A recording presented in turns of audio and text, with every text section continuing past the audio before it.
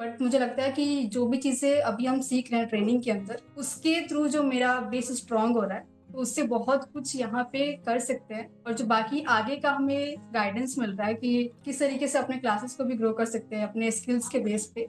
मुझे drawing mastery के बारे में पता तब चला जब मैं 8th क्लास में थी, जिस टाइम पे लॉकडाउन हुआ था एंड पहली बार ट्रेनिंग आई थी। उस टाइम पे नया नया फोन आया था हम लोग के पास, पूरी फैमिली में सबसे पहले। तो उस टाइम पे मैंने स्टार्ट किया था कुछ कुछ देखना लेसन्स वगैरह। उस टाइम पे मेनली मैं सर्च करती थी कि हाउ टू ड्रॉ पोर्ट्रेट या फिर आर्ट। सिर्फ मैं लिखती थी कि आर्ट आर्ट, और जो भी नीचे आता था उसको बनाते थे हम लोग।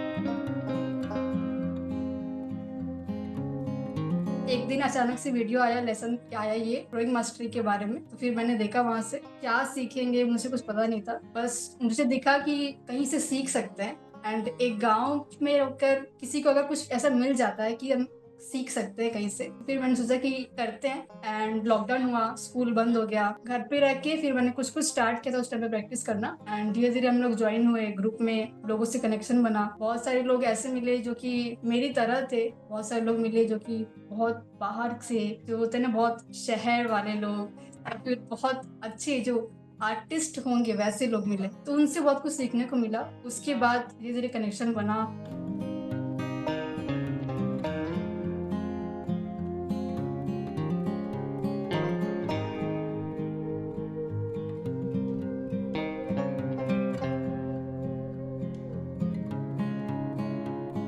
गाँव में ऐसा कोई कभी कुछ नहीं हुआ है, मैंने कभी देखा नहीं है। कोई आर्ट का कंपटीशन नहीं हुआ है आज तक हमारे एरिया में। किसी को इसके बारे में कुछ पता भी नहीं है कि होता क्या है।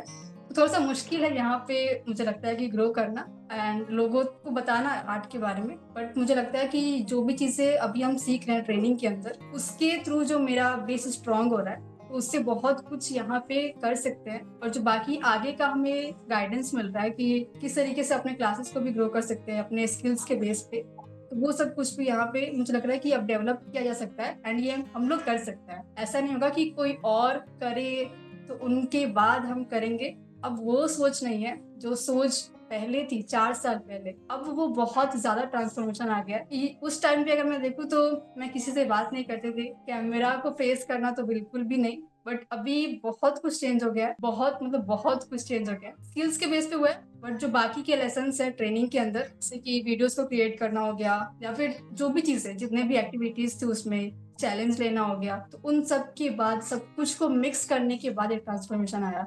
Hello friends, my name is रिया।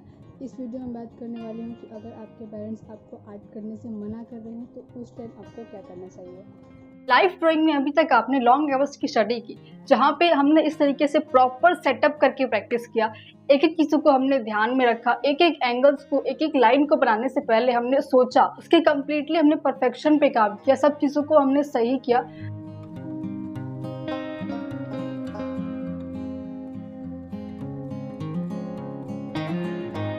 ऐसा कुछ चैलेंजेस मुझे फील तो नहीं हुआ अभी तक। मुझे जो यहाँ पे मिल रहा है कि एक ट्रेनिंग मिल गई, कंप्लीट ट्रेनिंग, जहाँ पे सब कुछ है, इतने सारे लोग हैं कम्युनिटी के अंदर, तो मुझे वही चीज बहुत लगती है कि इतना तो बहुत है मेरे लिए। तो उसके हिसाब से अगर मैं देखूँ तो मुझे ऐसा कुछ भी मेजर चैलेंज फेस नहीं हुआ। सबसे पहली चीज की कंसिस्टेंसी। बहुत सारे लोग जोश जोश में स्टार्ट कर देते हैं and बहुत जोश से स्टार्ट करते हैं, आपको लगेगा ना कि नहीं ये लोग तो कुछ तो करके जाएंगे, बट लिटरली कुछ महीने के बाद वो लोग एकदम गायब हो जाते हैं। बट कोई है जिसका स्किल बहुत अच्छा नहीं है, बेसिक सा है, एवरेज है कोई स्टूडेंट, लेकिन वो अपनी मिस्टेक्स पे अच्छे से वो काम कर रहा है, कंसिस्टेंसी में जिसकी मेंटेन कर रहा है, ट्रस्ट कर रहा है वो चैप्टर्स के ऊपर, उसका हो जाएगा।